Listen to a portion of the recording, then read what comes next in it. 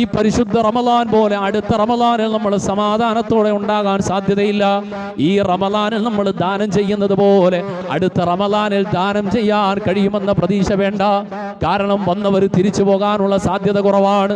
പ്രവർത്തിച്ച കമ്പനികൾ വീണ്ടും പുനരാരംഭിക്കൽ സാധ്യത കുറവാണ്.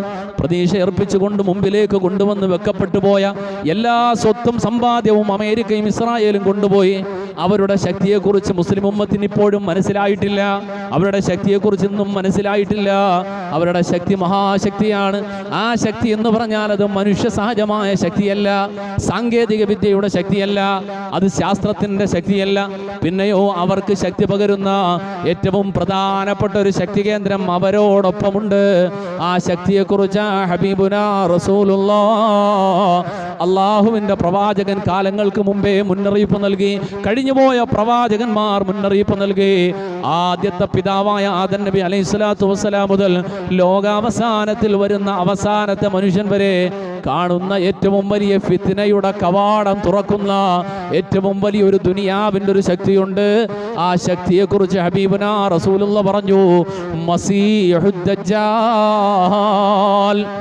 മസീഹുദ് ദജ്ജാലിനെ കുറിച്ച് പറഞ്ഞിട്ട് പറഞ്ഞു, മസീഹുദ് ദജ്ജാലിനെ നമ്മൾ മനസ്സിലാക്കിയത് ലോകത്തിന്റെ അവസാനത്തിൽ, അതേ അവസാനത്തിൽ തന്നെയാ വരിക. എന്നാൽ ആ മസീഹുദ് ദജ്ജാലിനെ കുറിച്ച് പറഞ്ഞപ്പോ അള്ളാഹുവിന്റെ പ്രവാചകൻ അവസാനം ഈസ നബിയുടെ വരവിനോടനുബന്ധിച്ച് മഹാനായ ഈസ നബിയുടെ വരവിന് കാരണമാകുന്ന ഇമാമുൽ മഹദിക്ക് ശേഷം പുറപ്പെടുന്ന ദജ്ജാലിന്റെ ഔദ്യോഗിക വരവിനെ കുറിച്ച് പറയുമ്പോ ആ ദിവസത്തിൽ ആ സമയത്തിന് വേണ്ടി കാത്തിരിക്കുന്ന മുസ്ലിമീങ്ങൾ അറിയണേ, ദജ്ജാലൂന ദജ്ജാലൂന കദ്ദാബൂൻ, കള്ളന്മാരായ കൊള്ളക്കാരായ വഞ്ചകന്മാരായ ദജ്ജാലുമാര് മുന്നേ കൂട്ടി നിങ്ങളിലേക്ക് വരും. ചില ഹദീസുകളുടെ ആശയത്തിൽ കാണാം 30ഓളം വരുന്ന ആളുകൾ ഉണ്ടാകും അക്കൂട്ടത്തിൽ. അവരുടെ പ്രധാനപ്പെട്ട അടയാളം കദ്ദാബൂൻ, അവര് കള്ളന്മാരാ, അവര് വ്യാജ വാർത്തകളുമായി വരുന്നവരാണ്. സത്യമെന്നത് അവരുടെ മുമ്പിൽ വില പോകാത്ത കാര്യമാ. ആ രൂപത്തിലാണ് അവർ വരിക. ഈ ദജ്ജാല് എവിടെയാണ് ഉണ്ടാവുക? ദജ്ജാല് എവിടെയുണ്ടോ, ഇന്ന ദജ്ജാല ലയത്തബിഉഹു 70,000 മിൻ അശ്റാഫിൽ യഹൂദ്. 70,000-ഓളം വരുന്ന ജൂത നേതാക്കളായിരിക്കും ദജ്ജാലിനോടൊപ്പം സഹവാസികളായി കൂടെ എപ്പോഴും ഉണ്ടാവുക. ഇനി ലോകത്തിന്റെ രാഷ്ട്രീയത്തിലേക്ക് നോക്കിക്കോ. ചില സൂചനകൾ, ചില ചിന്തിക്കാൻ ചില കാര്യങ്ങളിലേക്ക് മാത്രം നിങ്ങളുടെ ശ്രദ്ധ ക്ഷണിക്കുകയാണ്.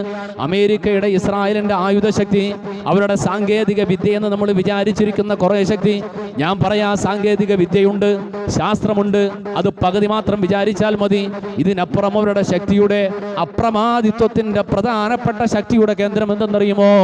അള്ളാഹുവിന്റെ പ്രവാചകൻ ലോകാവസാനത്തിൽ ഉമ്മത്തുൽ മുസ്ലിമയ്ക്ക് പരീക്ഷണമായി കൊടുക്കുന്ന ദജ്ജാലിന്റെ ശക്തിയാണ്, ദജ്ജാലിന്റെ സഹായമാ, ദജ്ജാലിന്റെ സഹവാസമാ.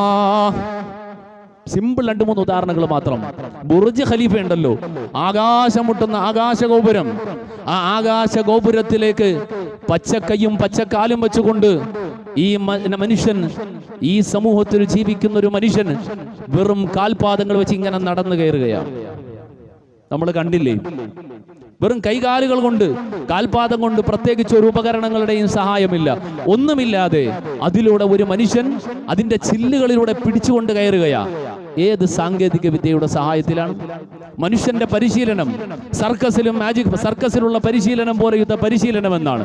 ഞാനൊന്ന് ചോദിക്കട്ടെ, ഈ പരിശീലനം നമ്മൾ പറയുന്ന ആളുകളെ തന്നാൽ, നമ്മൾ പറയുന്നത് പോലെ അവർ ജീവിക്കുമെങ്കിൽ അവരെ കൊണ്ട് നിങ്ങൾ പരിശീലനം കൊടുത്തിട്ട് നിങ്ങൾ പറയുന്ന റൂട്ടിലല്ല, നമ്മൾ പറയുന്ന റൂട്ടിലൂടെ, മുസ്ലിമീങ്ങൾ പറയുന്ന റൂട്ടിലൂടെ, മുസ്ലിമീങ്ങൾ വിശ്വസിക്കുന്ന വിശ്വാസം നിലനിർത്തി, മുസ്ലിമീങ്ങൾ നമസ്കരിക്കുന്ന നമസ്കാരവും വിശ്വാസവും ഖുർആനിന്റെ പാരായണം നിലനിർത്തിക്കൊണ്ട് ഒരു മുസ്ലിമിനെ നിങ്ങൾക്ക് തരാം. നിങ്ങൾ പറയുന്ന പരിശീലനം കൊടുത്തിട്ട് ബുർജ് ഖലീഫയിൽ പച്ചയായ കൈയും കാലും പിടിച്ചുകൊണ്ട് കയറുന്ന ഒരു മനുഷ്യനെ കാണിക്കാൻ ആധുനിക അമേരിക്കയ്ക്കും യൂറോപ്പിനും കഴിയില്ല. എന്തുകൊണ്ട്? അവിടെ ഒരു സാങ്കേതിക വിദ്യയുമില്ല, ഒരു പരീക്ഷണവുമില്ല, ഒരു പരിശീലനവുമില്ല. നമുക്ക് കാണാൻ കഴിയാത്ത ബാത്തുലിന്റെ, പിശാചിന്റെയും ശൈത്താനിന്റെയും ദജ്ജാലിന്റെയും ശക്തി അവരെ താങ്ങിക്കൊടുക്കുകയാടിയിരുന്നത്. നയാഗ്ര വെള്ളച്ചാട്ടം ലോകത്ത് മനുഷ്യൻ ഭയപ്പാടോടെ നോക്കുന്ന അപാരമായ ഗർത്തമാണ്. ആ ഗർത്തത്തിന്റെ മേലെ ഇവിടെ നിന്ന് അങ്ങോട്ട് 275 മീറ്റർ നീളത്തിൽ വലിയ 2 കമ്പിത്തൂണിൽ വലിച്ചു കെട്ടിയ ഒരു റോപ്പ്. ആ റോപ്പിന്റെ മേലെ കൂടി 60 കിലോഗ്രാം ഭാരമുള്ള വലിയ ഇരുമ്പിന്റെ പൈപ്പ് പിടിച്ചിട്ട് ഒരു മനുഷ്യൻ ഒരു ബന്ധവുമില്ലാതെ ഒരു മനുഷ്യൻ ഇപ്പുറത്ത് നിന്ന് നേരെ അപ്പുറത്ത് സമാധാനത്തോടെ നടന്നു പോവുകയാണ്. എന്നിട്ട് പറയാ പരിശീലനം. ഒരു പരിശീലനവുമില്ല. പക്കാ പിശാചിന്റെ സഹായം, പച്ചയായ ജിന്നുകളുടെ സഹായം, പച്ചയായ ദജ്ജാലിന്റെ സഹായം.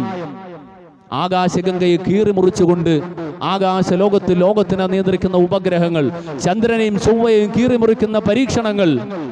ഇനി ലോകാവസാനത്തിൽ അവസാനത്തെ അന്തിമ കാലഘട്ടത്തിൽ ലോകം അവസാനിക്കുമ്പോൾ സംഭവിക്കുന്ന ആ സംഭവം എന്തായിരിക്കും? ആ മഹാവിസ്ഫോടനം. ഇദാ സുൽസിലത്തിൽ അർളു സിൽസാലഹാ.